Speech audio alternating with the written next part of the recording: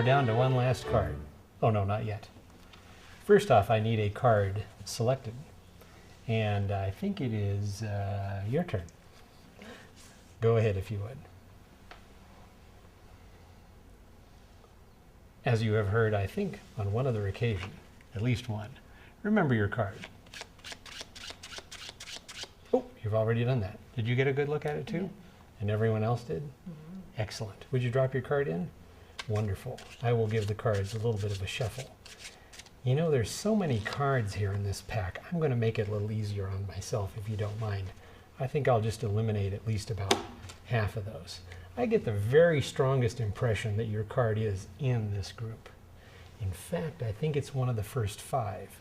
We have a 7, a jack, a 10, a 5, and an 8. Let me see. No, it isn't there, is it? No, it isn't there. But I haven't run out of cards yet. Let's see, now I have a 7, a jack, a 7, a 3, and a 5. Ooh, I get a very strong impression. Your card is definitely in this group. In fact, I think it's the 5 of diamonds. You know why it's the 5 of diamonds? Why? It's the only card there. Hey! Just one last card. By the way, there's nothing hiding up here, I promise you.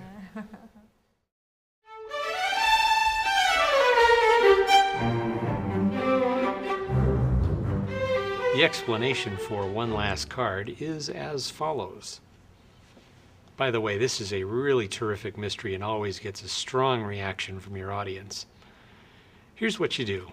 A card is freely selected from the pack. Let's take a peek and see what this card is. 8 of clubs this time.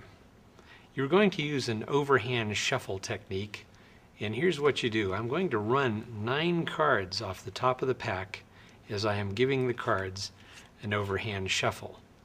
While I am doing this, I will be counting as I allow my audience to take a look at that card. I will run with this thumb 9 cards. 1, 2, 3, 4, 5, 6, 7, 8, 9. Of course, the counting would be done silently and to myself. And after I have run those 9 cards, I stop. Oh, you've already had a chance to look at that card? Terrific. I now ask for the card to be returned to this point, and now I'm going to shuffle the rest of these cards on top of it. That will make the selected card end up 10 cards away from this face. That is important.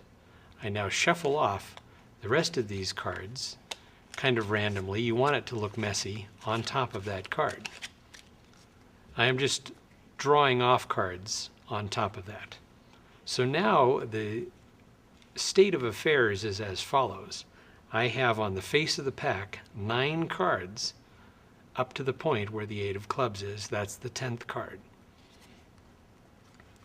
Now, I usually separate the pack at this point and say, let me make it easier on myself. I'm going to get rid of some cards. I get the strongest impression your card is in this group. I would place these cards away because I don't need them. Another possible way of doing this is you can separate the cards, placing them on the table, do a little bit of this, and you say, I get the psychic impression your card is in this group. Either way, you're going to get rid of this pack. These cards are turned face up in your hand, and you're going to use a biddle takeoff of the cards. And in a moment, you're going to use the biddle steal. The first biddle move in this case is to prepare your audience mentally and visually for what's about to happen. So I'm going to thumb off 5 cards, noting what those cards are verbally. In this case, I'd say, let's take a look at these 5 cards. I have an 8, a 5, a 4, a jack, and an ace.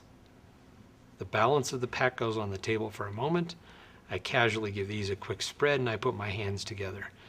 Now, on my face, of course, I would pretend as though I'm concentrating, trying to get the feel. Gee, no, I don't get the impression your card is in this group. And of course, it is definitely not. I take these cards, toss them off to the side on the rest of that pack, which has been tabled to the side. I still have some cards, though. Let me continue on. I really think your card is in this group. Now you're going to do a biddle steal in just a moment. I thumb 1, the 10, the 8, the 3, the queen. And now here's what happens at this point. I am going to take all of these cards back underneath the pack and leave them here. My thumb is going to pick up that group of cards as I thumb off the 8 of clubs. So this middle finger at the front of the pack, you can see how it is protruding over the top, and my thumb at the back is going to steal this pack back. I will do this so you can see it from back here at this view. Let's see, I have more cards, I would say. I have a queen, a 3, an 8, a 10, and an 8. The rest of the pack goes to the table. The audience will believe that you have 5 cards in your hand. And of course, you bring your hands together again, concentrating. Yes, I get a very strong impression your card is in this group. In fact, I do believe it's the 8 of clubs. Am I correct? Your audience will, of course, smile with the fact that, yes, that is the card. In fact, you tell them, why is it? Because it's the only card I have in my hand. Suddenly, 4 cards have disappeared completely, leaving only 1 card behind. And there is your final revelation to this mystery. Let's take a quick look at this one more time. Of course, I have these 4 cards together with the 8. And here is an interesting point in this mystery. The first time I ever did this years ago, when I thumbed these cards off, 10, 8, 3, queen, when you get to the last one and you steal that card off, notice, of course, how the entire pack eclipses completely the cards below each time you count, covering the fact that you've stolen those cards. Now back to my point. My point is, when I first did this for people, as soon as they saw that last card, I saw my audience smile. And many times your audience will smile. What happened was I thought and felt that suddenly and somehow they saw me steal those cards away. That is not the case. The reason why your audience is smiling is, if they do smile, it's because they suddenly see their card.